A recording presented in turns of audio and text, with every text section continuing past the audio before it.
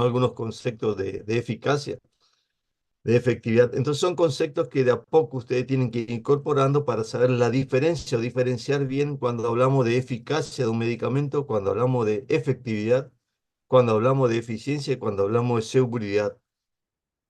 Pero en principio me quería aprender el primer término, que es fármaco. Y si ustedes se dieron cuenta o leyeron un poquito de lo que es un fármaco, es una sustancia química, presentada en diferentes formas, diferentes maneras, que se espera, o lo que se espera en la mayoría de los casos, es que causen efecto beneficioso. Pero esta sustancia puede causarnos un daño muy importante. Así que tenemos que empezar a comprender que un fármaco no es tan mágico como decimos. No es que tomamos un medicamento y ya está y nos vamos a curar. A veces nos causa mucho daño. Todo eso va a depender, obviamente, de la cantidad que tomemos, de los días que tomemos y también de nuestro organismo. Todos somos seres diferentes, tenemos nuestra genética diferente y respondemos de manera diferente. Así que aprendamos lo que es un fármaco, los daños potenciales que pueden este, causarnos y de ahí en más a usarlo de manera racional, que también es un concepto que mencionó la autora Carabén en el día de la clase inaugural. Fíjense, ahora yo estoy un poco congestionado, un poquito resfriado, estoy con un poquito de rinitis. ¿Por qué? Porque anoche, tarde, me fui a jugar al pádel y mientras partido, obviamente me desabrigaba. Entonces, bueno, me ligué esto. Algunos ya en esta situación, tomate un antihistamínico, ¿sí? Tomate un descongestivo, algún analgésico por las dudas, ¿sí? Y bien exagerado y algunas se toman antibióticos. Mal toda esa situación. Recuerda usted que son mecanismos de defensa que no tiene nuestro organismo, que está respondiendo a esa agresión que tuvo el día anterior, que es ese cambio de temperatura. Por lo tanto, hay que dejar la evolución natural y normal de cualquier patología. ¿Sí? Entonces el organismo se está defendiendo hasta nosa externa. Por lo tanto, uno no necesitan ningún tipo de medicamento, pero están, lo que dijo la doctora, para lo que se automedican ante cualquier situación. Está mal, muy mal, y aprendamos eso, no solamente para nosotros mismos, sino también por el hecho de que a la hora de prescribir a veces causamos más daño que beneficio. Existen patologías crónicas en las cuales el paciente lamentablemente debe tomar para controlar su situación clínica que presenta. En ese caso, no, ni se discute que debe tomarlo, porque en la evolución natural de esa enfermedad, si no llega a tomar su medicamento para controlar, ya sea su presión, su azúcar o cualquier otra situación clínica, puede causar obviamente la muerte. Entonces, ahí sí no queda ninguna duda. Pero otras situaciones banales, totalmente vanas, no necesitan medicación, ¿sí? Entonces, aprendamos algo que es importante eso justamente en farmacología, y que un medicamento que se dice que es eficaz, que se hicieron estudios en laboratorio, ensayos clínicos con 100.000 pacientes, 200.000 pacientes, no necesariamente va a causar un efecto beneficioso, no va a tener efectividad en la práctica clínica. ¿Sí? No todos los fármacos se estudiaron, sí, y demostró en ensayos clínicos que tenía eficacia, pero a la hora de la práctica clínica, por ahí su efectividad no es tan así como nos enseñan y tratan de vendernos. Traten de erradicar todo ese consumo indiscriminado. Obviamente el ministerio, obviamente la nación, obviamente nuestro organismo oficial, la ANMAT, muy pocas veces hace lo que debe hacer, y tenemos todos los medicamentos posibles en nuestro mercado farmacológico. Y a veces uno nos automedicamos debido a que vimos en la propaganda médica, por ejemplo, un medicamento parecido, el Tucol Forte, ante un estado gripal, ante un estado que uno presenta tos, ¿sí? Y que mejora teóricamente con ese medicamento. Nada que ver. Bueno, eso es simplemente a manera de introducción de lo que se comentó un poquito. y que obviamente vayan leyendo todo lo que puedan de fármaco. De a poquito, cuesta, es largo y traten de sacarse todas las dudas, sobre todo en los talleres con su jefe de trabajo práctico. Bueno, vamos a comenzar entonces con la clase de hoy. Voy a detener mi video para no tener problemas en la proyección y vamos a compartir pantalla y vamos a hablar de fármaco cinética e interacciones farmacológicas. Ustedes me dicen si se ve bien o no la imagen. Sí, profe, se ve. Sí, profe, Bueno, se ve. Sí, se ve, perfecto. Entonces, la doctora Caravén también mencionó ramas de la farmacología y que son todos importantes, obviamente, ¿sí? En el cual ustedes tienen que ir conociendo qué es lo que estudia cada rama de esa farmacología.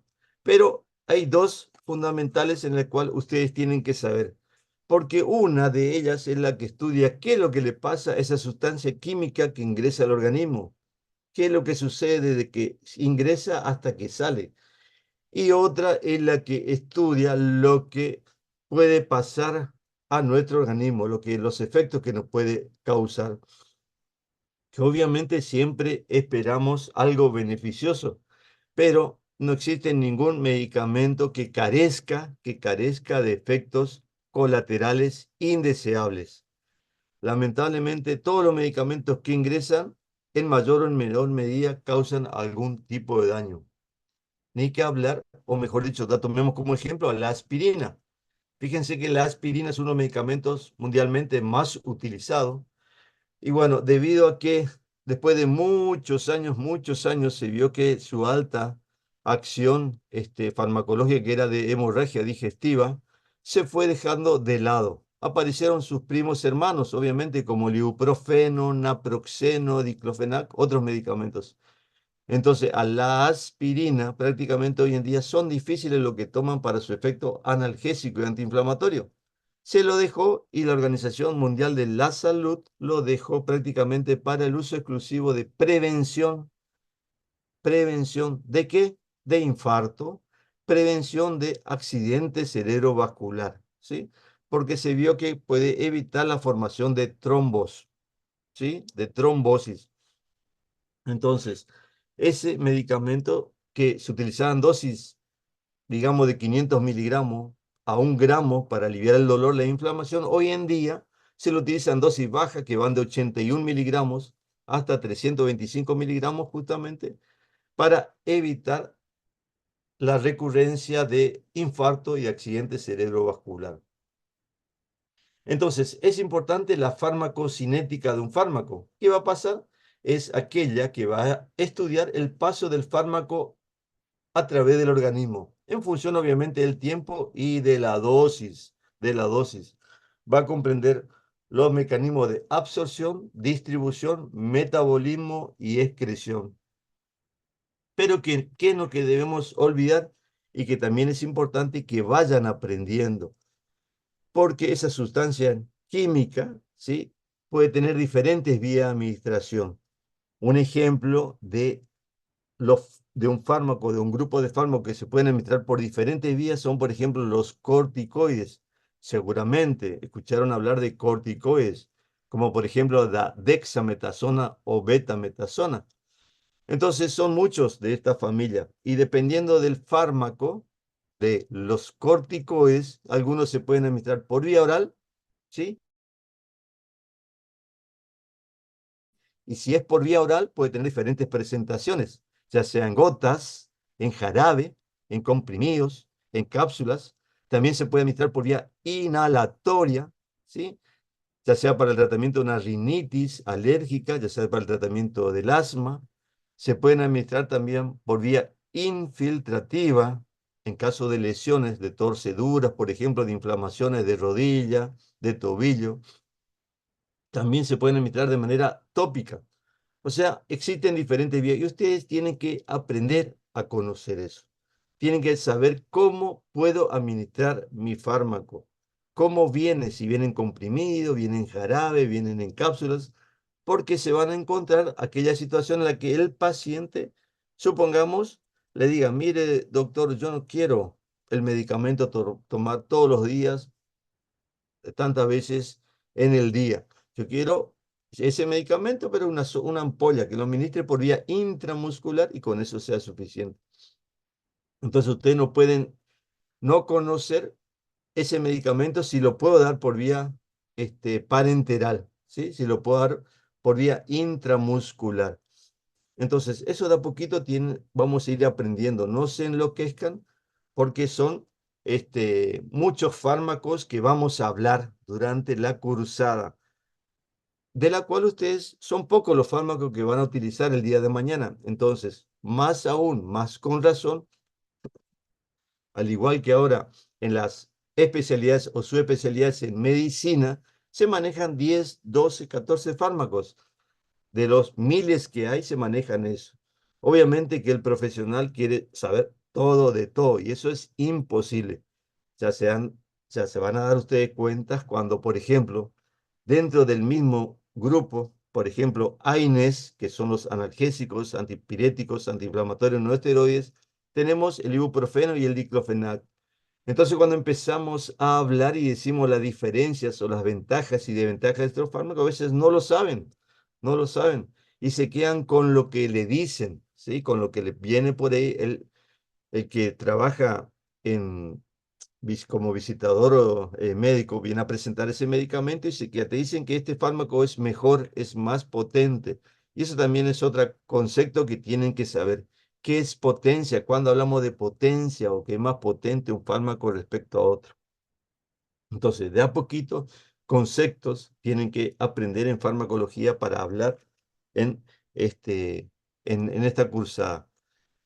Entonces, la vía de administración puede ser la vía enteral, que es la más común, que es la mucosa oral, que se pueden absorber ya a través de la mucosa sublingual.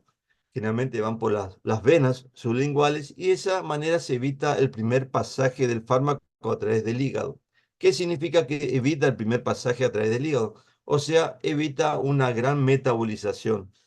¿Y qué significa que evita una gran metabolización? Y significa que no se va a degradar, que va a haber mayor cantidad de fármaco disponible para tener efecto farmacológico, porque fármaco que pasa por el hígado generalmente va perdiendo su eficacia. Ya lo vamos a ir viendo más detalladamente. Y obviamente al ser por la mucosa sublingual también tiene una absorción más rápida. ¿Existen ventajas? Sí, tiene ventajas en situaciones concretas, específicas. Por ejemplo, un ataque de una angina de pecho en el cual el paciente tiene un dolor precordial muy intenso, no puede respirar, le cuesta respirar y bueno, por ahí algunos fármacos se pueden administrar. Lamentablemente, la industria farmacéutica se aprovechó de esa absorción más rápida para ofrecer otros fármacos que teóricamente no tiene ninguna ventaja farmacológica respecto a la absorción en la mucosa gástrica. Pero bueno, te hablan de rapidez de acción. Te dicen, bueno, al minuto ya va a tener un efecto farmacológico, pero ¿cuánto sale? ¿Cuánto cuesta un medicamento por esa vía de administración? Entonces, algo que hay que aprender también, cuándo es cierto, cuánto es tan cierto lo que nos dicen respecto a la rapidez de acción que a su eficacia farmacológica. Después tenemos la mucosa gástrica, donde se absorben fármacos ácidos, por ejemplo, salicilatos y los barbitúricos. Eso también es otra cosa que van a ir leyendo de a poquito, yo no me voy a detener mucho, que los fármacos, que yo le dije que son sustancias químicas, se pueden comportar de dos maneras, como fármacos ácidos débiles o bases débiles. ¿Y eso de qué depende? Entonces depende de su pKa. Y en líneas generales, ¿qué es lo que tienen que saber? Cuando existe un medio ácido, como por ejemplo la mucosa gástrica, que es un medio ácido, si uno le da una sustancia que es un ácido débil, se va a absorber más fácilmente. En cambio, si el pH del medio, por ejemplo, a nivel del intestino, es básico, una sustancia que tiene un pKa básico se va a absorber mejor en ese lugar. Entonces, eso es respecto a su estructura química, que pueden ser ácidos o débiles. Pero lo importante, y es justamente una propiedad que deben conocer de los fármacos, es que si son liposolubles o si son hidrosolubles. Entonces, ¿cuáles son aquellos que atraviesan fácilmente la membrana celular? debido a la composición de las membranas, son los fármacos que son liposolubles. Eso tienen que tener muy en cuenta. Entonces, los fármacos que tienen esa característica de ser muy liposolubles son los que se absorben más fácilmente. Tenemos también del otro lado la vía rectal, que prácticamente son contadas las situaciones que uno puede administrar esos fármacos. Antes era más común administrarlos, sobre todo en pacientes en estado con vómito, estados nauseosos o inconscientes, aunque la absorción sea irregular e incompleta, pero hoy en día prácticamente se deja esa vía para tratar problemas rectales en esa zona. Entonces, ¿qué problema uno puede tener en esa zona? Bueno, por ejemplo, hemorroides, ¿sí? Alguna lesión, algún traumatismo, una hemorroide, entonces uno puede utilizar un medicamento para tratar una patología en esa zona localizada, ¿no? Para tener un efecto sistémico. ¿Qué significa efecto sistémico? O sea, a nivel general del organismo. La otra vía que muy utilizada, aparte de la vía enteral, es la vía parenteral, o sea, al lado, parenteral al lado, que es rápida, segura, completa. La dosis se calcula con más exactitud. Se evita la influencia de jugos digestivos. Eso es importante para algunas sustancias donde uno si le da por vía oral, obviamente se puede degradar y no se absorbe. Evitando también el primer pasaje por el hígado. Se absorben rápidamente fármacos en solución acuosa que las oleosas. Estos se absorben más lentamente. Van a ver ustedes cuando vean las diferentes presentaciones de fármacos en ampollas, van a ver que la mayoría vienen en solución acuosa. ¿Sí? En cambio hay otras que vienen que son un poquito más aceitosas o oleosas. Esos son fármacos que se absorben más lentamente y hay que tener cuidado dónde lo van a administrar, por qué vía lo van a administrar. Tenemos la vía subcutánea, que también es una vía importante, sobre todo cuando se administra insulina. Hoy en día existen la colocación de sustancias en forma de comprimidos de implantación para como anticonceptivo, algunos parches. Vía intravenosa, recuerden ustedes que la vía intravenosa generalmente se utilizan sustancias irritantes y soluciones hipertónicas y lo deben dejar fundamentalmente para situaciones de urgencia, ¿sí? De gravedad. Generalmente a un paciente cuando se lo interna se utiliza esa vía, se hace esa vía y bueno, ahí se le van pasando diferentes sustancias. Y obviamente nunca soluciones oleosas, porque eso va a causar una flebitis de la vena, un trombo y obviamente le pueden causar la muerte al paciente. Existen otras vías, intradérmica, transdérmica, que bueno, eso lo pueden ir leyendo, total. Esto va a estar colgado de a poquito y bueno, lo van a ir leyendo y ampliando el conocimiento. La vía inhalatoria, como yo le dije, existen corticoides que se pueden administrar por esta vía. Bueno, lo importante de la vía inhalatoria es justamente que se utiliza esta vía para tratar patologías que afectan a esta vía, como por ejemplo la asma bronquial, la rinitis alérgica. Ahí tenemos dos fármacos para ir conociendo algunos y repitiendo, salbutamol y beclometasona, por ejemplo, que se pueden administrar por esta vía. La vía tópica, recuerden ustedes que no es lo mismo una piel intacta que una piel que tiene algún tipo de solución de continuidad. Generalmente la piel intacta, muy pocas sustancias atraviesan, ¿sí? La piel intacta. Este es usado obviamente cuando hablamos de vía tópica, ya sea se administra en piel o en mucosas. En piel prácticamente muy pocas veces se van a soler, pero sí en las mucosas, en la mucosa de la conjuntiva, a nivel de los ojos, a nivel de la nasofaringe, de la bucofaringe, de la vagina, del colon, uretra y la vejiga, por ejemplo. Y ahí tienen que recordar que muchas veces cuando uno administra de manera tópica, pero en las mucosas pueden tener un efecto sistémico, algo que es común y que se vio, por ejemplo, en aquellos pacientes que se aplican gotas a nivel de la nasofaringe por X motivo y que van a causar este, van a causar una compresión de los vasos sanguíneos, puede causar aumento de la presión arterial. Lo mismo aquellos que se administran, por ejemplo, a nivel de la conjuntiva. O sea, uno está colocando una gotita a nivel del ojo, pero puede tener un efecto sistémico importante. Entonces hay que tener en cuenta también cuánto tiempo voy a tratar de esa manera esa lesión al paciente. Entonces, esos medicamentos que se administran por esa vía pueden causar efectos tóxicos a nivel sistémico. Tenemos factores que van a influir en la absorción, sobre todo en la vía tópica. Entonces, tenemos la absorción sistémica en piel que tiene abrasiones, quemaduras. La inflamación también va a causar aumento del flujo sanguíneo, aumentar la absorción. La piel hidratada es más permeable, obviamente, que la piel seca. Y el legado estatocórneo, que ocurre fundamentalmente en los recién nacidos, en los chiquitos, hay que tener mucho cuidado. A veces uno tiene una pequeña lesión, una dermatitis, ¿sí? O una piodermitis, y a veces se le aplican medicamentos que contienen antibióticos que pueden ser muy tóxicos, le pueden dar corticoides por mucho tiempo y que eso se absorbe fácilmente en los niños. Así que hay que tener mucho cuidado. Algo que favorece obviamente cuando uno administra por vía tópica en piel la absorción es a través de la aplicación de la corriente galvánica, a través de la iontoforesis o si no a través del ultrasonido. Estos son aparatos que utilizan los kinesiólogos, que por ahí si a algunos les pasó, que se lastimó la rodilla, el tobillo, lo que sea, va y utilizan esos aparatos justamente que a través de la corriente galvánica o causando vasodilatación importante, hacen que se absorba eh, porque aumentan el flujo sanguíneo. Esa es la manera entonces que utilizan los kinesiólogos, o en se utiliza en kinesiología para facilitar la absorción. Y después tenemos mecanismos de absorción. Esto después lo van a leer perfectamente ustedes para saber diferenciar cuál es la absorción pasiva, la absorción activa, difusión facilitada, pinocitosis. Son las diferentes formas en las cuales un fármaco se va a absorber.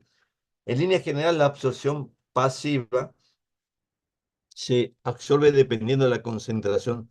A mayor concentración, mayor absorción. O sea, tienen que atravesar una barrera semipermeable en el cual se va absorbiendo lentamente y va pasando simplemente por su concentración.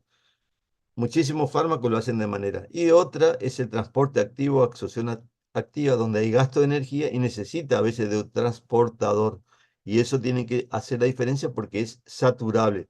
Entonces, por más que aumentemos la dosis de ese medicamento que se absorbe por transporte activo, es en vano, no sirve para nada. ¿Por qué? Porque es saturable y por lo tanto no se va a absorber el exceso por ahí de medicamento que nosotros estamos dando. La absorción pasiva se sigue, por ejemplo, por la ley de Fick, donde habla que un sustrato alcanza una concentración equivalente en ambos lados de una membrana. Cuando alcanza la concentración equivalente, se interrumpe su transporte. Pero también que es importante en este caso, que recordemos la absorción pasiva, es lo que yo le dije, el grado de liposolubilidad. ¿Sí? Entonces, ese factor que tienen que ser fármacos liposolubles hace que se absorban más fácilmente en las membranas. Otro punto que no quería pasar de largo es el pH. ¿Y por qué? Entonces, fisiológicamente nosotros tenemos un pH ácido a nivel gástrico. Ese pH es importante para que se absorban muchos nutrientes, para que se absorban muchas sustancias que realmente nos aportan vitaminas, por ejemplo. Entonces, ese pH se puede estar afectado por diferentes situaciones, pero sobre todo cuando tomamos un medicamento que inhibe la secreción del pH. Hoy en día se está utilizando un grupo de fármacos que son los inhibidores justamente de la bomba de protones, entonces, y que causan un pH cero. ¿Por qué? Porque el paciente tiene lo que llaman en línea general dispepsia, llaman acidez, ¿sí? Entonces tienen algo ahí en el estómago que no saben muy bien qué es, entonces toman estos fármacos inhibidores del pH. Y ese pH es importante para que se absorban los fármacos. Entonces, al inhibir justamente el pH, van a causar que los fármacos no se absorban. Así que hay que tener mucho cuidado con ese tipo de fármacos. Entonces, ¿es importante el pH del ácido? Sí, es importante, ya sea para los ácidos débiles o las bases débiles. Y recuerden ustedes, como yo le dije, en la mucosa gástrica generalmente tiene un pH ácido, que va de 1,4 a 2,0, y a nivel gastrointestinal tiene un pH más bien básico. Eso es como regla general en farmacología.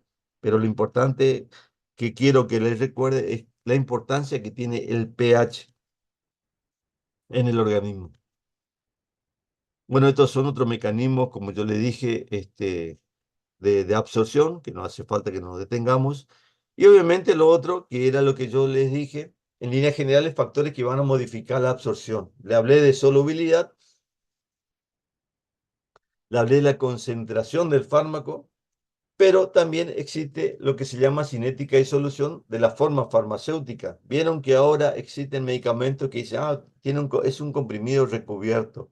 Bueno, eso es a veces porque quieren que el fármaco dure más tiempo. Que generalmente un fármaco duraba 8 horas, quieren que dure 12 horas, quieren que dure 24 horas. Entonces, generan una sustancia química recubierta de una sustancia para que se vaya disolviendo lentamente, lentamente y dure más tiempo, 24 horas, por ejemplo, a nivel del plasma. Pero ¿qué pasa? Hay algo que por ahí se olvidan y que existe, que es algo fisiológico y es la velocidad del, del intestino normal, ¿eh? Existen personas que tienen un acelerado peristaltismo y otro que tiene una disminución del peristaltismo por sí. Y después existen patologías que pueden causar una disminución, justamente es el peristaltismo, y otro que pueden causar un aumento. Entonces, no a cualquiera le podemos dar el mismo medicamento. Siempre es importante conocer bien al paciente a quien le vamos a prescribir. No es solamente decir, este fármaco fue bien estudiado y se sabe perfectamente que causa un efecto maravilloso. Bueno, ¿y tu paciente qué? ¿Qué sabe de tu paciente? Sí que se llama Florencia, tiene 25 años y nada más. No sé si soy claro con eso. Otro punto importante es, por ejemplo, la circulación. Obviamente, cuando existe mayor circulación, a haber mayor absorción. Mayor superficie de absorción, mayor absorción, como por ejemplo la mucosa gastrointestinal, la mucosa respiratoria. Y como le mencioné en un principio, la vía de administración, donde la vía de administración más rápida a veces es la vía endovenosa, ¿sí? La que se utiliza para urgencia y que situaciones que paciente tiene que salir rápidamente de ese estado que le puede llegar a causar la muerte. Después de la absorción, ¿qué pasa? No es que el fármaco va y causa su efecto farmacológico. Se transporta en plasma. ¿Cómo se transporta en plasma? Unido a proteínas plasmáticas. Entonces acá lo mismo tenemos los principios que dijimos, ácidos débiles y bases débiles. Los ácidos débiles se van a unir en líneas generales a las albúminas y las bases débiles a la glucoproteína ácida alfa 1. Importante es saber que lo que se unen el fármaco, que se une a las proteínas plasmáticas, fármaco ligado, ¿sí? No va a tener acción farmacológica, no va a atravesar la membrana celular, no va a tener un efecto. En cambio, sí el fármaco que está libre, ese es el que va a tener el efecto farmacológico que uno está buscando. Siempre existe una relación entre el fármaco libre y el fármaco ligado. A medida que el fármaco libre va ingresando a la membrana celular, el fármaco que está ligado a la proteína plasmática se va, de- eh, se va desligando.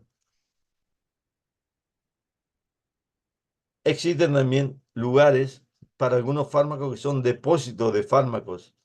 Algunos de ellos, por ejemplo, en el caso de la cloroquina, por ejemplo, los glóbulos blancos, leucocitos. Otros, como es las tetraciclinas, para los casos de los huesos y dientes. y así.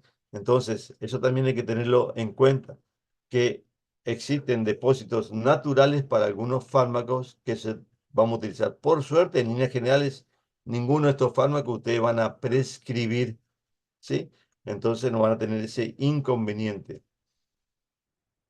Respecto a las barreras naturales, recuerden ustedes que la barrera sangre líquido cefalorraquídeo es la que verdadera barrera, ¿sí? Ahí existe una estrecha unión entre las células que hacen que prácticamente sean pocos los fármacos que atraviesen en esa barrera sangre líquido cefalorraquídeo. Pero la barrera hematoencefálica muchos fármacos atraviesan y va a depender de su liposolubilidad. Y que la barrera placentaria fármacos liposolubles son lo que pasan con facilidad. En líneas generales, esta barrera placentaria no es tan así. Atraviesan casi todos los fármacos, por eso hay que tener mucho cuidado en la mujer embarazada. Mucho cuidado sobre todo con aquellos que pueden causar daño importante, no solamente durante la etapa de la organogénesis, cuando se está formando ese feto, o sea, en esos primeros 3 meses, sino también a posteriori. ¿Por qué? Porque le puede causar obviamente muerte fetal, ¿sí? O un parto prematuro. Entonces, en líneas generales, cuando una paciente está embarazada, los 3 primeros meses se trata de evitar cualquier tipo de fármaco. El primer trimestre del embarazo se trata de evitar cualquier tipo de fármaco para causar algún daño en la organogénesis. Después se va evaluando la utilización de un medicamento. Si necesita durante el segundo o tercer trimestre el medicamento, se puede dar, obviamente, se pueden dar fármacos a la embarazada con el riesgo potencial de que ocurra un parto prematuro, obviamente. Después tenemos al gran amigo que tenemos todos, cuando preguntamos sobre, bueno, ¿cuál es el órgano más importante? Obviamente, sobre todo las chicas que van a decir, y el corazón, obviamente. Por ahí los chicos inteligentes dicen, y el cerebro. Bueno, yo le digo que el órgano que hay que cuidar mucho es el hígado, el cual no cuidamos para nada, no llenamos de porquerías, comemos cualquier cosa, tomamos cualquier cosa y de a poquito el hígado, que es nuestro gran amigo para todas las cosas que consumimos, puedan ser eliminadas, lo vamos perjudicando.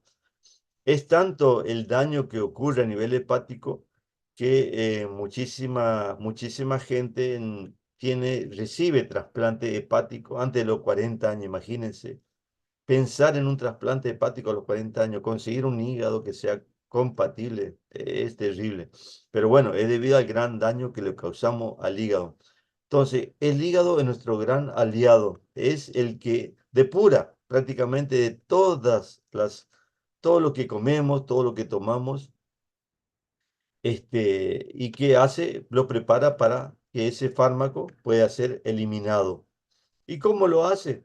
Tiene un sistema enzimático importante que lo podemos dividir de dos maneras.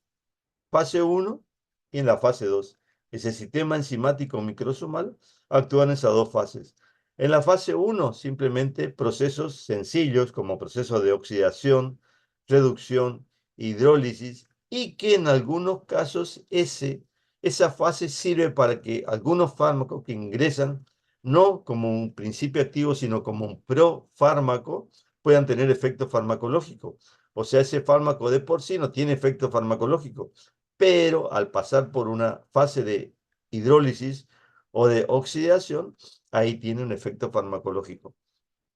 Después si tenemos en la fase 2 la fase de conjugación, donde realmente ahí sí ya uniéndose a otra sustancia como el ácido glucurónico, el sulfúrico, el acético, ya tienen una unión y se hace un metabolito que es inactivo, que es muy polarizado, que es más bien hidrosoluble y de fácil eliminación, que es lo que se trata de conseguir en esa fase 2. Vía y mecanismo de excreción también son importantes tenerlo presente. Recuerden bien ustedes que la principal vía de excreción es el riñón, ¿sí? Es el riñón. Y que puede hacerlo a través de filtración glomerular, donde esos fármacos se reabsorben, y son eliminados por reabsorción tubular pasiva a nivel de los túbulos proximal y que también es importante la influencia del pH en ese caso.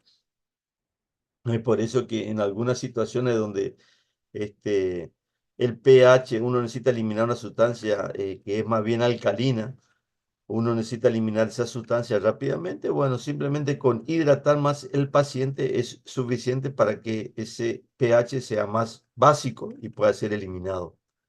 Y también tenemos el proceso de secreción tubular activa. ¿Sí? Eso es importante tenerlo presente. No son para muchos fármacos, pero bueno, es una forma también de excretar las sustancias ácidas o bases débiles. Otra vía de excreción, recuerden ustedes que tenemos la vía fecal, la vía biliar, la circulación enterohepática, eh, con eliminación renal, la excreción pulmonar, que fundamentalmente es para sustancias como son los anestésicos generales, los líquidos volátiles, los gases, el alcohol, gasolina, queroseno. Es por eso que fácilmente, sobre todo las chicas, se dan cuenta, bueno, hoy en día también los varones se dan cuenta que una persona rápidamente te das cuenta si tomó o no tomó nada, porque cuando uno se acerca bastante, siente el olor de esa persona al alcohol y por más que quiera negar, y le preguntan, ¿vos tomaste algo? No, no tomé nada, se siente fácilmente porque la vía de excreción. No hace falta que vean que están orinando cada rato para saber que se tomó 3 4 litros de cerveza, sino simplemente se acercan y sienten el olor a alcohol, se van a dar cuenta fácilmente porque es su vía fundamentalmente de excreción. También la saliva es importante, el sudor, lágrimas, pelos, también es importante. Y la excreción láctea, recuerden también ustedes que es importante, al igual que yo le dije de la barrera placentaria, que es una verdadera barrera, y hay que tener muchísimo cuidado con algunos medicamentos dependiendo de qué trimestre le van a dar ese medicamento. También es importante la excreción cuando está amamantando, en las primeras semanas, los primeros meses. ¿Por qué? Porque la madre por ahí se puede sentir mal, ¿sí? Le agarra lo que se llama la depresión postparto, lo cual yo no niego que exista la depresión postparto. Lo que sí está mal estadísticamente cuando se dice que existe un alto porcentaje y son poquitas las personas que pueden llegar a tener esa depresión postparto. Lo que pasa hoy en día es que nadie quiere atender a esa criatura, ¿sí? Se encuentran con algo ajeno, extraño, ahí que llora todo el día y que obviamente hace lo que tiene que hacer, que es defecar, y obviamente cuando se está alimentando sobre todo y tiene más olor, y obviamente nadie le quiere limpiar, limpiarle vos, no limpiarle vos, que vengan los abuelos y que le limpien a la criatura. Entonces empiezan a deprimir, depresión postparto, porque de un día para el otro tienen que atender o cuidar a una personita, ¿sí? Que está creciendo y que obviamente necesita todo el cuidado. Entonces empiezan a consumir antidepresivos y esos antidepresivos se eliminan, así como otros psicofármacos se eliminan por la excreción láctea y van a causar muchísimo daño al chiquito. ¿Sí? De un chiquito que puede haber sido hiperactivo o que generalmente estaba activo todo el día, lo van a encontrar todo el día acostado, durmiendo con poca reacción. A la hora de succionar este, el pezón de la madre como debe hacerlo, va a estar sin fuerza, debido a que justamente le está pasando toda esa sustancia que estaba ingiriendo la madre, esos psicofármacos le está causando un daño importante. Lo mismo que ciertos antibióticos, lo cual no están recomendados y cuando veamos antibióticos vamos a ver aquellos cuales no tienen que darle a la embarazada o si se da, no a la embarazada, sino a la que ya tuvo al bebé, no hay que darle debido a que su eliminación puede causar un daño a los recién nacidos y obviamente el consumo también excesivo del alcohol, lo cual a veces es muy difícil de evitar. Eso sí que es, no le digo imposible, pero que es muy difícil. Y el alcohol también le causa depresión, depresión al, al, al bebé, al recién nacido. O sea, esa excreción láctea también tiene, por más que no sea tan importante en cuanto a la cantidad de fármacos, eh, es importante en cuanto a cuando ocurre esa situación, ¿sí? Y cuando se ingieren ciertos medicamentos que pueden causar mucho daño. También es importante, como le dije, respecto al pH en la eliminación urinaria de los fármacos, ¿sí? Recuerde usted que el fármaco polarizado es el fármaco que está ionizado, ¿tá? Por lo tanto, es importante saber cómo manejar los cambios del ácido a nivel renal, como yo le dije, de utilidad en la excreción renal de fármacos en caso de intoxicación, por ejemplo, por barbitúricos, alcalinizando la orina, es suficiente. ¿Cómo se alcaliniza la orina? Obviamente, si se le hace una vía, y bueno, se le pasa suero al paciente con líquido más que suficiente. Y lo último que tienen que saber, bueno, en este caso no vamos a perder más tiempo porque hay otro teórico, ¿qué son los parámetros farmacocinéticos? Ustedes van a tener que ir aprendiendo cuáles son estos parámetros farmacocinéticos y la importancia que tienen cada uno de ellos. El volumen aparente de distribución, la vida media plasmática, el clearance, la biodisponibilidad, la bioequivalencia. Respecto al clearance, simplemente decirle clearance o depuración es importante porque es la depuración o eliminación de un fármaco en la unidad de tiempo y que obviamente va a depender del hígado y va a depender del riñón. Entonces, ¿para qué me va a saber si el clearance hepático o el clearance renal está bien? Bueno, va a tener importancia cuando esté disminuido, porque si está disminuido el clearance hepático, significa que el metabolismo hepático está disminuido. Si está disminuido el clearance renal, significa que la eliminación del medicamento está disminuido. Entonces, ahí vemos qué hacemos con ese medicamento que tenemos que administrar cada 8 horas y en dosis de 500 miligramos. Entonces, lo damos cada 12 horas, si es que se puede, lo damos en dosis más baja, ese fármaco. Bueno, todo eso son justamente a través de estos parámetros farmacocinéticos, ¿sí? ¿Qué hacemos con ese medicamento? La vida media plasmática, que es la cantidad, el tiempo necesario que se necesita para eliminar 50% del fármaco administrado del organismo, es simplemente para saber la vida media plasmática cada cuánto tengo que dar mi medicamento. O sea, el 50% tiene que estar en plasma sanguíneo. Entonces, si te dice el laboratorio, en ese caso sí, nos amigamos con los laboratorios y si ellos dicen que hay que dar cada 8 horas, hay que dar cada 8 horas. Si hay que dar cada 6 horas, lo damos cada 6 horas. Si hay que dar cada 4 horas, cada 4 horas o cada 12 horas.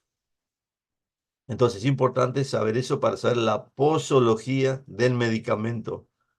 La biodisponibilidad también es importante para saber la cantidad que llega al sitio de acción para tener el efecto farmacológico. Pero, vayan recordando esto, vayan de poquito incorporando que el hecho de tener mejor biodisponibilidad no significa que tenga mayor eficacia. Entonces, el hecho de que llegue mayor cantidad no significa que tenga mayor eficacia, ¿sí? Ese medicamento. Hay fármacos que tenemos en nuestro mercado farmacológico y tienen muy buena biodisponibilidad que no sirven para nada, para nada. ¿Y cómo está nuestro mercado farmacológico? Bueno, están y no lo podemos sacar. Esto de bioequivalencia o equivalente farmacéutico ya lo dijo la doctora Caraven, así que no lo voy a repetir más, pero recuerden ustedes que siempre deben tener prácticamente la misma cantidad de fármaco, la misma concentración y la misma forma farmacéutica. Es lo que nosotros llamamos como medicamentos genéricos y no, son equivalentes farmacéuticos, no son medicamentos genéricos, pero que nosotros lo llamamos así acá en Argentina, son equivalentes farmacéuticos. Y esos equivalentes farmacéuticos obviamente son de diferentes laboratorios. Entonces, si uno va a comprar un medicamento de un laboratorio conocido, el precio de ese medicamento va a estar muy elevado, pero se pide un equivalente farmacéutico de un laboratorio que no es muy conocido, se van a encontrar con una gran sorpresa. Por ejemplo, si decimos, bueno, yo quiero hacer un tratamiento con amoxicilina de la marca Amoxidal de laboratorio, bueno, se pueden encontrar que está de 500 miligramos por 16 comprimido, está 15.000 pesos. Pero si van a comprar la amoxicilina de Amoximar, de Laboratorios Mar se pueden encontrar con 5.000, 6.000 pesos, la misma cantidad. Entonces, eso es lo que nosotros llamamos genérico acá, son equivalentes farmacéuticos, recuerden ustedes. Bueno, eso es la primera parte de esto. No sé si hay alguna pregunta sobre esto. ¿Tenemos la otra clase de interacciones o seguimos con interacciones? Ustedes me dicen. Profe, ¿de qué libro nos recomienda leer todos estos temas? Miren, existen muchos libros en farmacología, pero uno que es accesible, que realmente es amigable, que no lo rechazan, porque lo primero que ustedes hacen es rechazar cuando agarran un libro de farmacología, es el Velázquez. Así que traten de tener como referencia siempre el Velázquez en primera instancia. Gracias. Y hay en biblioteca, así que hay en biblioteca por suerte.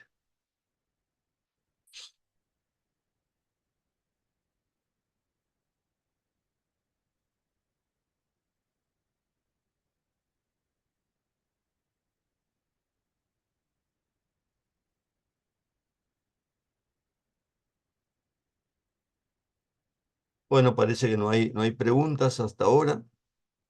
Vamos a dar entonces la siguiente clase, que es sobre interacciones farmacológicas.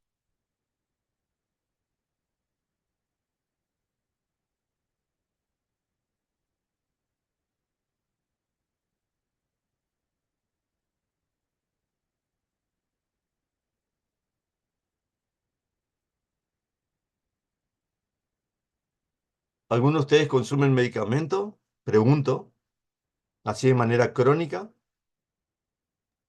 Sí, profe, yo. Sí, profe.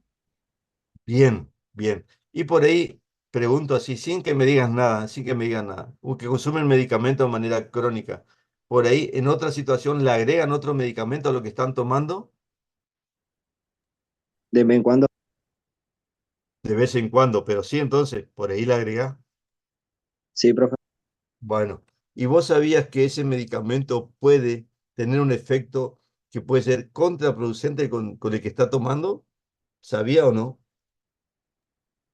Sí, me recomendó el doctor, me comentó.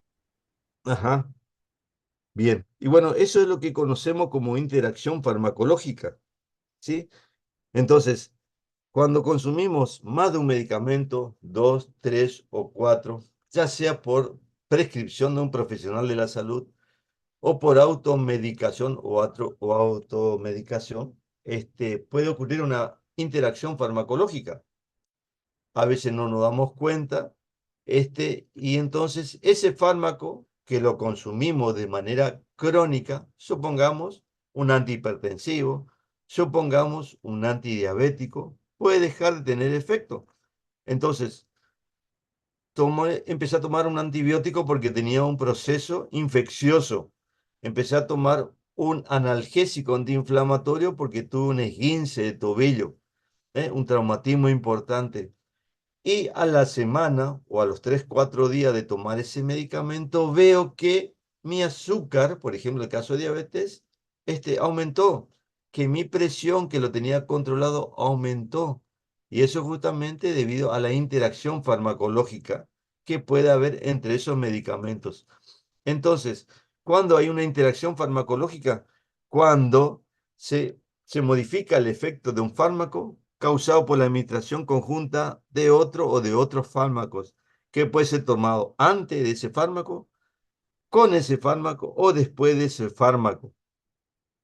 Así que hay que tener cuidado cuando uno toma otro fármaco de lo que está tomando de manera natural. Es obviamente que existen situaciones en las cuales el paciente recibe más de un fármaco para tratar su patología, como por ejemplo la diabetes, la hipertensión, el caso de procesos, como ustedes saben, infecciosos crónicos como la tuberculosis, la lepra, en este caso el HIV, por ejemplo, donde el paciente toma 3, 4 medicamentos, pero generalmente uno busca eso, ¿sí? Un efecto favorable, o sea, uno busca potenciar el efecto del otro fármaco para que tenga una mayor acción farmacológica, porque por sí solo es insuficiente. Entonces, tenemos como respuesta de esa interacción farmacológica dos situaciones. Una favorable, que generalmente es lo que buscamos, ¿sí? Bajar la presión, bajar el azúcar. U otra situación que puede ser desfavorable. Y esa desfavorable, obviamente, es lo que a veces desconocemos nosotros, ¿sí? A veces cuando tomamos varios medicamentos, lo que desconocemos y que nos puede causar un daño importante. ¿Y por qué suceden o pueden llegar a suceder estas interacciones? Primero y principal, por la gran politerapia que hay, ¿sí? Existen personas que toman 3, 4, 5 medicamentos como si nada. Y obviamente la industria farmacéutica también nos facilita. ¿De qué manera? A través de la polifarmacia. O sea, genera medicamentos que tienen varios principios activos, ¿sí? Uno de ellos, así para dar manera de ejemplo, son, por ejemplo, los polivitamínicos, que existen una gran cantidad de medicamentos y así hay un montón de ellos. Entonces, existen preparados comerciales que genera la farmacia y que no nos hace bien, al contrario, nos perjudica. Teóricamente este, favorece el proceso que estamos teniendo, pero no es tan así. En el estado gripal, ¿escucharon hablar, por ejemplo, de Refrianex o Cura Plus? Sí, Sí, profe. ¿U otro más, Next-D, algo así? el Vic. Exacto. Entonces son preparados comerciales que tienen varios medicamentos. Tienen un antipirético, tiene un antihistamínico, tiene un descongestivo y a veces le agregan otras sustancias como mucolítico, expectorante que no le suman para nada. Lo único que suma es el gasto. Si uno tiene fiebre, tiene que tomar un antipirético. Si uno tiene un estado alérgico, tiene que tomar un antialérgico. Obviamente que existen situaciones en las cuales uno tiene que tomar dos fármacos debido a que tiene, por ejemplo, un estado alérgico y un estado febril, pero no necesariamente lo debe tomar de manera conjunta, sino separados. Uno a una hora y otro a otra hora, en diferentes presentaciones. No sé si queda claro eso. Sí, profe. Sí. Eso es mejor entonces a consumir la polifarmacia. Pero laboratorios siempre nos generan y es lo que nos meten en la cabeza y a veces es lo que consumimos. Y a algunos si le pregunta y te dicen lo mejor que hay el Cura Plus para todo. Y no sabe cuál de los 4 medicamentos es el que te fue efectivo. Y el gasto y el potencial daño que te puede ocasionar es impresionante. Encima otra situación es el consumo exagerado porque sí, para estar bien, por las dudas, ¿sí? Porque no me quiero enfermar. Hoy tengo una salida esta noche, entonces me voy a tomar este medicamento porque no me quiero enfermar. Entonces, ahí existe un consumo exagerado y lo cual es muy difícil de revertir, lamentablemente. Se diga lo que diga y lo que diga el doctor Morales también. Así que, lamentablemente, difícilmente se cambia esa conducta, de automedicación. Recuerden ustedes que las principales interacciones son a nivel del metabolismo, a nivel del hígado, ¿sí? Y son las más variables entre diferentes personas. Y existe obviamente una gran variabilidad interindividual. Existen personas que consumen 3, 4, 5, no le causan para nada ninguna alteración y otras sí que le causan mucho daño. Lo que sí tienen que recordar algo que es importante, que no es lo mismo la edad en las diferentes personas y sobre todo en los más mayores, ¿sí? En los ancianos, digamos, que tiene disminuido todo prácticamente, ya sea de la absorción, la distribución, el metabolismo, la excreción, por insuficiencia, porque llegamos a un momento en el cual ya todo es insuficiente, hasta nuestro cerebro es insuficiente, ya no podemos a veces ni recordar el nombre de nuestros nietos, pero es algo natural, es algo fisiológico y hay que entender y comprender y acompañar a esas personas adultas. Y obviamente en los chiquitos, en los recién nacidos, ¿sí? 2 meses, 3 meses, 4 meses, que es ahí en ese caso, pero es por inmadurez, es inmadurez. Y a veces le dan sustancias que necesitan un gran metabolismo, que necesitan una gran excreción, y lo único que están causando es mayor daño, lamentablemente, a esos neonatos. La población más sensible entonces son los ancianos, los polimedicados, aquellos que tienen, por ejemplo, una patología cardíaca, pero no solamente hipertensión arterial, sino ya tuvo un infarto de miocardio, tiene insuficiencia cardíaca, tiene edema pulmonar, tiene problemas reumatológicos y está tomando un montón de medicamentos, tiene problema hepático. Y aquellos que tienen patologías graves que no toleran un descenso en la dosis del medicamento, en la cual también es importante.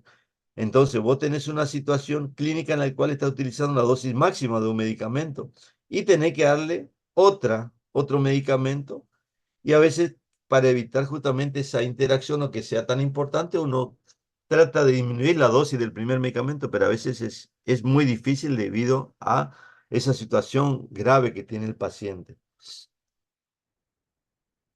Factores del paciente, ya le mencioné algunos, como la edad del paciente. También es importante el género, ¿sí? El estado hormonal y algunas condiciones clínicas preexistentes. Por ejemplo, arritmias cardíacas.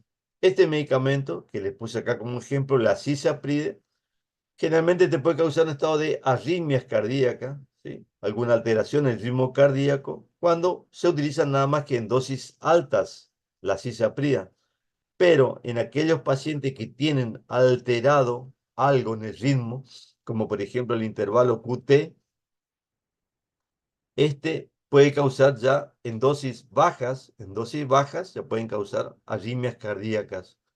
O puede ser que existan otros fármacos que está tomando, como en este caso macróleos, que son antibióticos, como por ejemplo la eritromicina, la acitromicina, que van a inhibir al sistema microsomal a nivel hepático, donde se metaboliza la cisaprida. Ya lo voy a explicar esto. Entonces, van a inhibir su metabolismo, por lo tanto, va a aumentar la dosis, la concentración de cisaprida en plasma y va a tener ese efecto de arritmia cardíaca. ¿Dónde pueden ocurrir esas interacciones? Obviamente, desde que se van preparando ya pueden ocurrir esas interacciones farmacológicas. También a nivel farmacocinético y farmacodinámico. Farmacocinético, lo que más o menos traté de explicarle a nivel de la absorción, de la distribución, del metabolismo y la excreción. Y farmacodinámico a nivel del efecto farmacológico, ¿sí? De la acción farmacológica. Dentro de la farmacéutica, como yo le dije, es previamente cuando se preparan. Entonces existen sustancias en el cual, por ejemplo, dos antibióticos, la penicilina, la gentamicina, ¿sí? Cuando uno lo prepara en una misma ampolla, forma un precipitado insoluble, ¿sí? Y prácticamente no se puede administrar. Existen otras, como por ejemplo también un antibiótico, la ciprofloxacina, que hay incompatibilidad con furosemida, que una veces o cuando manda a administrar por suero al paciente, son incompatibles, porque uno prácticamente va a causar que el otro no tenga acción farmacológica, así que hay que tenerlo presente. Ocurren cuando se combinan soluciones de fármacos, por ejemplo, en una jeringa, o una botella, por ejemplo. Así que hay que tenerlo presente esas interacciones farmacéuticas. Y después, como yo le dije, las farmacocinéticas y las farmacodinámicas. Puede ser a nivel farmacocinético que se modifique la motilidad gastrointestinal, entonces le damos un medicamento que acelera el tránsito gastrointestinal, porque existen personas que tienen un tránsito intestinal lento, entonces uno le da un fármaco que acelere el tránsito gastrointestinal y necesitaba un tiempo X para que se absorba ese medicamento y lamentablemente no se va a absorber. Puede tener también, como yo le dije, cambios en el pH, ¿sí?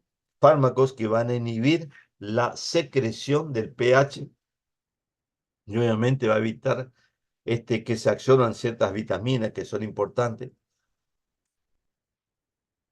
Otras sustancias como por ejemplo los cationes bivalentes, el calcio, el magnesio, el aluminio, pueden formar una sustancia insoluble que se llaman quelatos con este antibiótico, con las tetraciclinas, y obviamente no se van a absorber, ¿sí?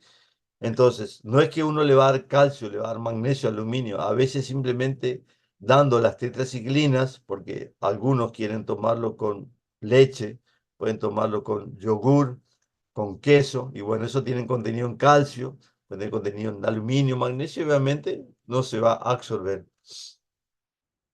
Carbón activado, por ejemplo, va a formar quelato con la aspirina, que es lo que se da cuando existe intoxicación con aspirina. Y otro como el hierro, bifosfonato, quinolona antiácido. Aquí hay varios ejemplos para que lo tengan presente. Una regla general en farmacología para evitar las interacciones es tratar de dar los medicamentos con un intervalo de tiempo de 2 a 3 horas, porque es el tiempo en el cual ese medicamento ya se absorbió, ya tuvo su efecto farmacológico. Entonces, uno trata de evitar en líneas generales, no siempre, pero trata de evitar dando con un intervalo de 2 o 3 horas entre uno y otro fármaco. Algo característico y siempre mencionamos como ejemplo es el hecho de los anticonceptivos y los antibióticos. En este caso específicamente se nombran las penicilinas porque son los antibióticos que más van a prescribir usted el día de mañana. Llámese amoxicilina, llámese benzilpenicilina, llámese ampicilina, ¿sí? Son los antibióticos que más van a prescribir. ¿Qué pasa cuando damos anticonceptivos? Cuando la paciente está tomando anticonceptivos por planificación familiar, entonces, dentro de esos anticonceptivos, sobre todo lo que contiene estrógenos, estos van al hígado, se conjugan con el ácido glucurónico y sulfato en el hígado. Esos conjugados se eliminan por bilis y van al intestino. En el intestino necesitan de las bacterias intestinales para hidrolizar esos conjugados, que después se van a reabsorber la circulación y recién ahí van a tener efecto farmacológico. ¿Qué pasa cuando el paciente toma antibióticos? ¿Qué pasa? Se modifica la flora intestinal normal. Entonces, esas bacterias intestinales que son importantes para hidrolizar los conjugados de estrógenos no van a estar. Por lo tanto, no se van a hidrolizar los conjugados y esa anticoncepción por planificación familiar que uno está buscando va a fracasar totalmente. Así que recuerden eso. Cuando le van a mandar anticonceptivos, está mejor dicho, cuando están tomando anticonceptivos, ustedes le van a prescribir antibióticos. Entonces ustedes van a decir, ¿y qué hago? Como siempre, ¿y qué hago? ¿No le doy nada? Sí, tienen que darle. Entonces, ¿qué uno debe hacer en esas situaciones? Obviamente, doble protección o triple protección, ¿sí? O abstinencia absoluta, lo cual es más difícil, pero bueno, una doble protección, es suficiente en esa situación, porque ustedes le van a prescribir el antibiótico. A nivel de transporte y la distribución, como dijimos, se unen a proteínas plasmáticas, fundamentalmente a las albúminas. El fármaco libre es el que tiene mayor acción farmacológica. Entonces existen fármacos que son, yo le dije, sustancias químicas y que van a tener afinidad hacia la albúmina, uno en mayor y otro en menor porcentaje. ¿Sí? Uno se une en el 90%, 95%, 99%. Otros se pueden llegar a unir a esa proteína plasmática en un 40, 50, 60%. Entonces, ¿quién va a ganar en esa unión a proteína plasmática? El que tiene mayor afinidad, el que se va a unir en más del 90%. Entonces, ¿y qué pasa con el otro fármaco? El otro fármaco va a estar libre, entonces va a tener mayor efecto farmacológico. Y si ese efecto farmacológico, por ejemplo, era de bajar el azúcar, puede causar una hipoglucemia al paciente, porque uno lo daba cada 8 horas, una cierta dosis. Entonces sabe que puede bajar el azúcar hasta por ahí, pero estaba tomando también un derivado de los AINES, un ibuprofeno, un diclofenac, cualquiera de ellos, y ese desplazó al hipoglucemiante y causó obviamente un mayor efecto del hipoglucemiante debido a que los AINES se unen en mayor porcentaje a la proteína plasmática. A nivel del metabolismo también es importante y es uno de los más importantes, mejor dicho, y los más variados también que puede ocurrir en el organismo. Y tenemos acá dos situaciones que es importante que lo recuerden, que puede haber inducción enzimática e inhibición enzimática. La inducción enzimática es cuando ese mismo fármaco va a propiciar que se sinteticen mayor enzimas a nivel hepático para que se metabolice más ese medicamento. Eso es autoinducción. O puede hacer que cause una heteroinducción, o sea que induzca el metabolismo de otro fármaco, interacción farmacológica. Entonces, al aumentar el metabolismo del otro fármaco, va a hacer que disminuya su efecto farmacológico. Entonces, es importante a tenerlo presente aquellos fármacos que son inductores enzimáticos. Generalmente, para que se produzca eso, requiere de 1 a 2 semanas. Acá tenemos algunos fármacos, ejemplos de fármacos inductores enzimáticos, como por ejemplo la carbamazepina, la fenitoína, el fenobarbital. Estos son fármacos que se utilizan para fundamentalmente tratar estado de convulsión, anticonvulsivantes. Después tenemos el alcohol, que se comporta como inductor enzimático, pero en ingesta crónica, no cuando uno toma de manera aguda, como suele pasar los fines de semana. Entonces el alcohol se puede comportar de dos maneras. Aquel que es un alcohólico y que toma todo el tiempo, entonces ahí puede causar una inducción enzimática. En cambio, aquel que es un alcohólico, entre comillas, oportunista de fin de semana, ahí puede causar inhibición enzimática. Otro grupo de fármacos, aparte del tabaco, también que es un inductor enzimático, tenemos la rifampicina y grisofulvina. Entonces el otro mecanismo es la inhibición enzimática. En este caso se inhibe el metabolismo y por lo tanto va a aumentar la concentración plasmática, pero no es que va a aumentar su efecto farmacológico. El riesgo está en que va a aumentar la toxicidad del otro fármaco, ¿sí? Al inhibir su metabolismo a nivel del hígado. Y en este caso, las manifestaciones de la inhibición enzimática son más inmediatas, rápidas. Algunos ejemplos de inhibidores enzimáticos. Tenemos la eritromicina, ketoconazol, ciprofloxacina, el alcohol, como yo le dije, en la ingesta aguda. Y ahí lo que hay que tener en cuenta, lo peligroso que es cuando se dan psicofármacos del grupo de las benzoazepinas, el clonazepam, alprazolam, bromazepam, diazepam, cualquiera de los panes que ustedes digan. Entonces, cuando uno, por ejemplo, consume un derivado de la benzoazepina y toma alcohol, el alcohol es un inhibidor enzimático en la ingesta aguda. Entonces va a hacer que esa benzodiazepina que te causa una depresión va a tener mayor efecto farmacológico. En primera instancia, esa persona va a estar feliz, contenta porque tiene un estado de euforia. Y después sí viene el estado de depresión y de coma, ¿sí? Que a veces, por suerte, en la mayoría de las veces sale del paso. Una sustancia como el jugo de pomelo también es un inhibidor enzimático. A nivel de la excreción, también es importante las interacciones y existen grupos de fármacos que son inhibidores de una enzima que se llama anhidrasa carbónica y obviamente causan una alteración del pH afectando la excreción renal. Y el Probenecid, no importa si no se acuerdan el nombre de esto, simplemente ahí lo tienen presente. También es a nivel renal que sobre todo altera la secreción tubular activa, el Probenecid.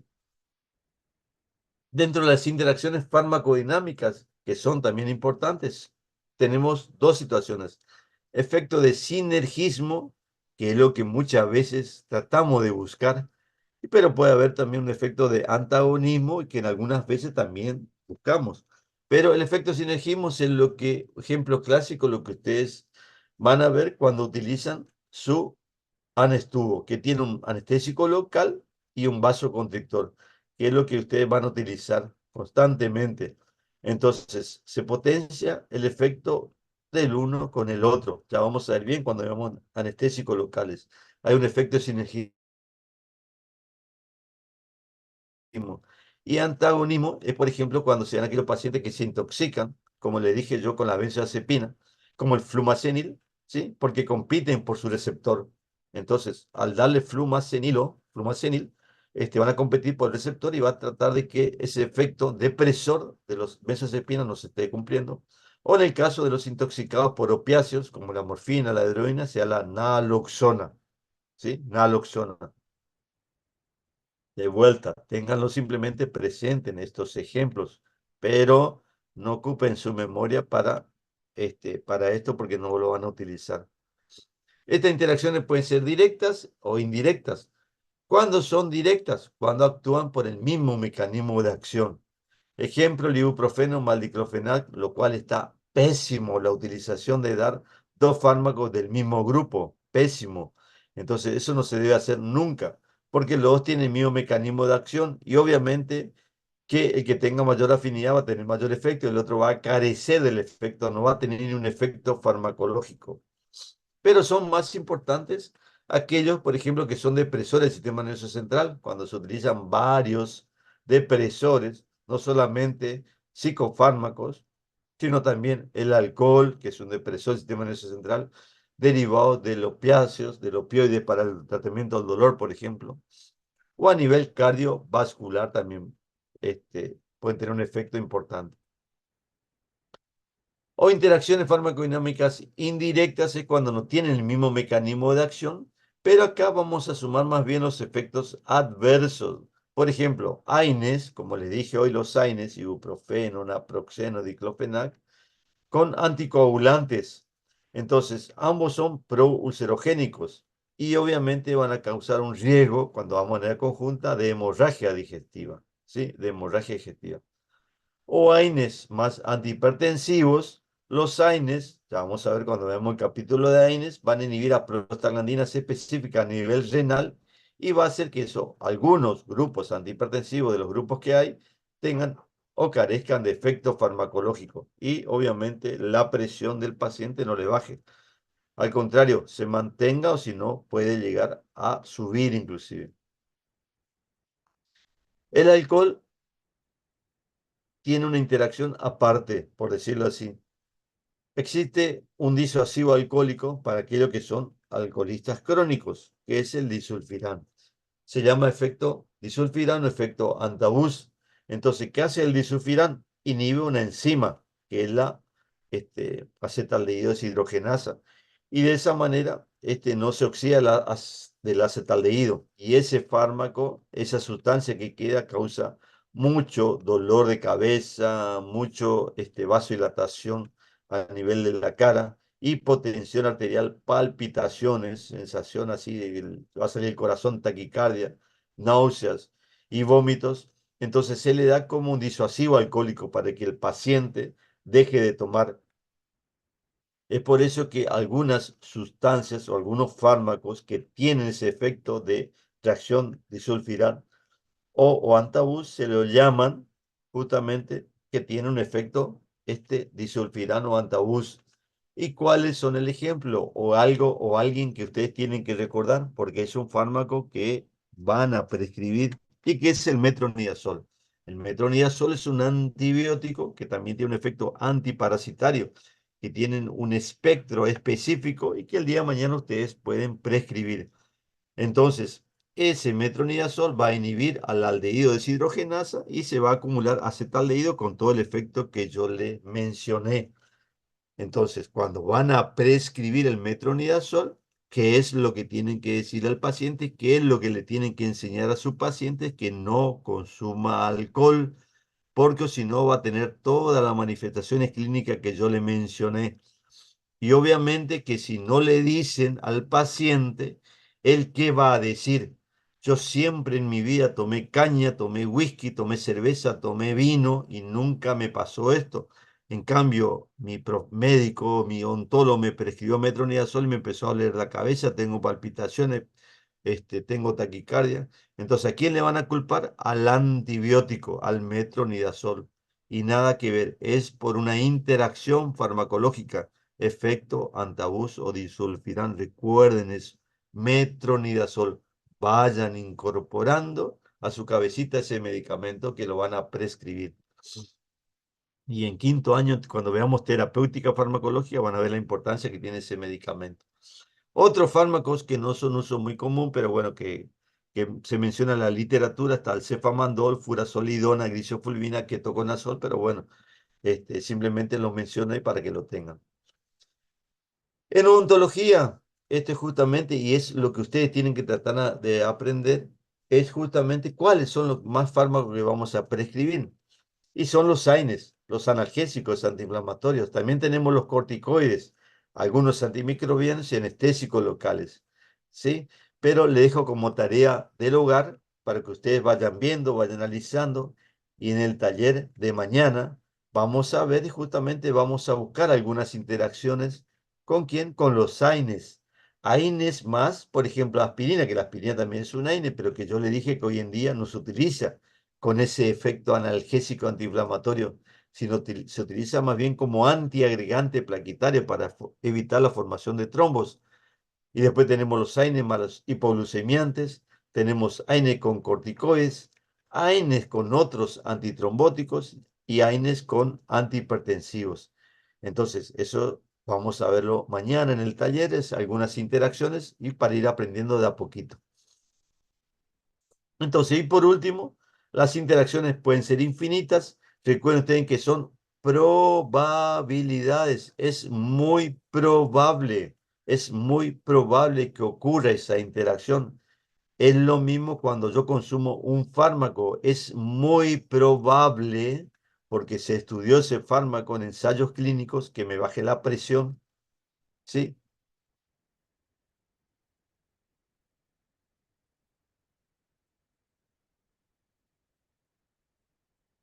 Pero no necesariamente va a tener ese efecto farmacológico. Así que, bueno, chicos, eso ha sido todo. No sé si hay alguna pregunta. Como yo le digo, este es el primer paso. Estamos empezando, hay muchas cosas, pero tienen que ir empezando a manejar algunos términos. Como yo le dije, eficacia, efectividad, potencia, qué es seguridad. Cuando hablamos de efectos colaterales, es importante saber eso, efectos secundarios. Así que de a poquito vamos a ir aprendiendo. No se desesperen y traten de aprender. Y recuerden ustedes que cuando van a manejar fármacos, van a ser pocos los fármacos, van a ser pocos. Entonces, esos 10, 12 fármacos que pueden prescribir el día de mañana, lo tienen que saber bien, su farmacocinética y su farmacodinámica. ¿Alguna pregunta? ¿O damos por concluida la clase?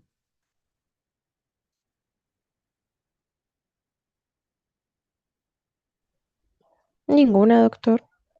Me alegro, Antonella, que así sea. ¿Alguien más?